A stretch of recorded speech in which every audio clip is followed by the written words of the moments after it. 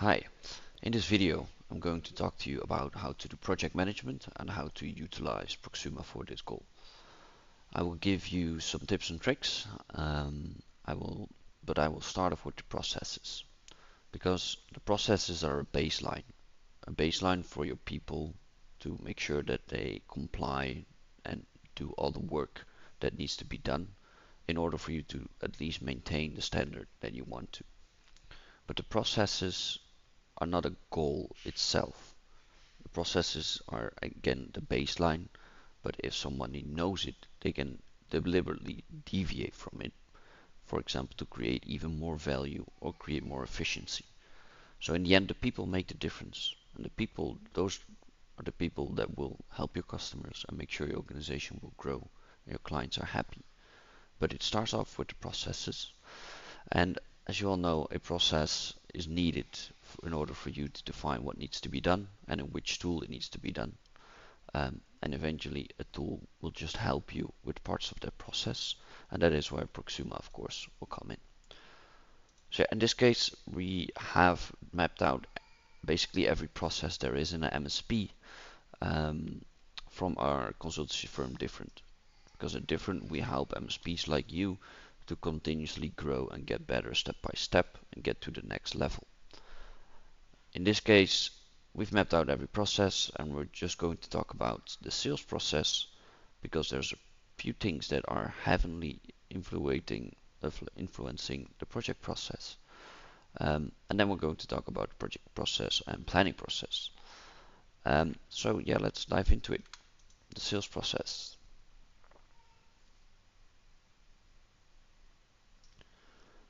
Again, I'm not going to talk about each single step. I'm just going to summarize it and highlight the steps that are important for the project process. So yeah, of course, it starts off with some kind of lead or prospect.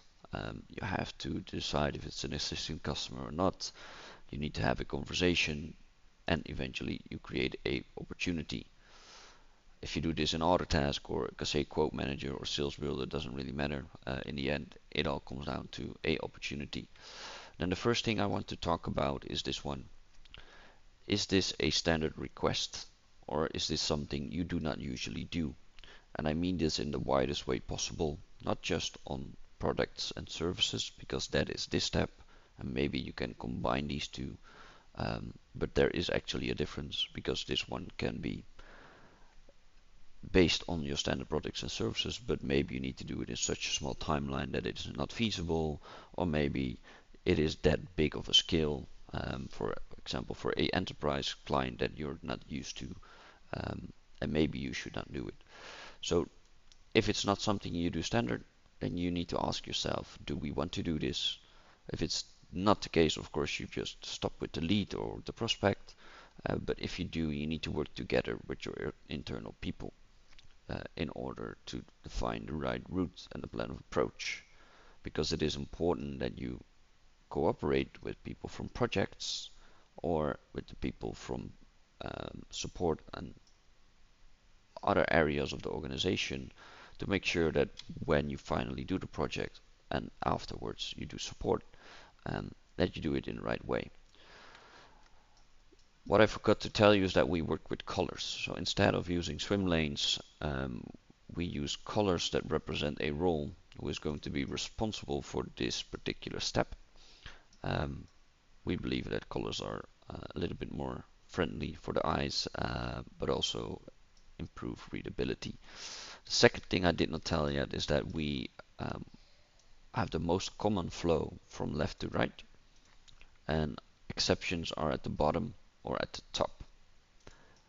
So yeah, those two principles we've applied to every drawing and are also used, of course, in this one. The second one I want to highlight is the project proposal. This one is optional, but I advise you to use it because a project proposal brings a lot of value. The first thing is that when you win an opportunity and you have connected the project proposal to both the opportunity and the quote, so you need to connect it twice, then you can convert your opportunity to the project. So instead of you having charges on a post-sale ticket, you now have charges on your project, and charges of course are based on products but could also be fixed price labor, for example. Um, Second thing is that when you create a project proposal from the template, which we're going to talk about later, it means that basically you won't forget anything. You won't forget you need to document or need to aftercare or need to transfer all of that knowledge to support. It also means that if you don't forget anything because you have every task you need to do, and if you've done it correctly, you've estimated all of these tasks up front, so you already have a baseline for your quote and how many labor you need, and then you just have to look, does these estimated hours fit for this task for this client, or maybe it needs to be a little bit more or less, depending, of course, how big the client is, maybe how the environment is set up. So yeah, basically it is your calculation sheet for labor. Third thing is sales probably has a lot of meetings. Maybe they make arrangements, and everything that they do, they can do on the project. Um, that way you don't lose the information, or maybe you didn't lose it, but it is all on the same entity, in this case a project, and that will help the project team and maybe also the client, yeah, to get that knowledge and don't lose it.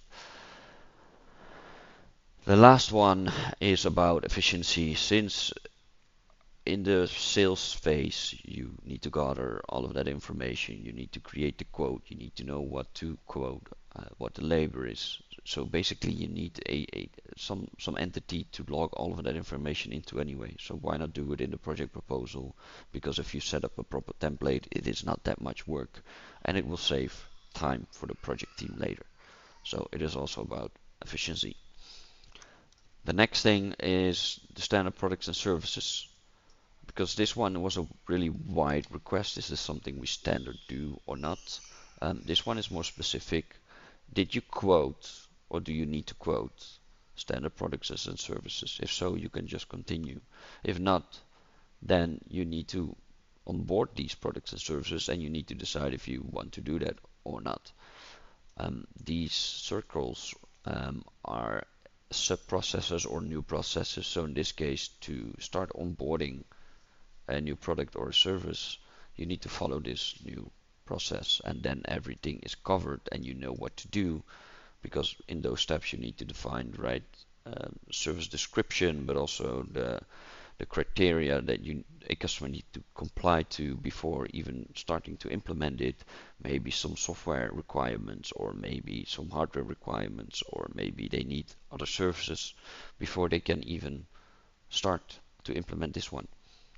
But also it is covered which documentation is needed, or reporting, or which checklist items need to be covered before it can be moved to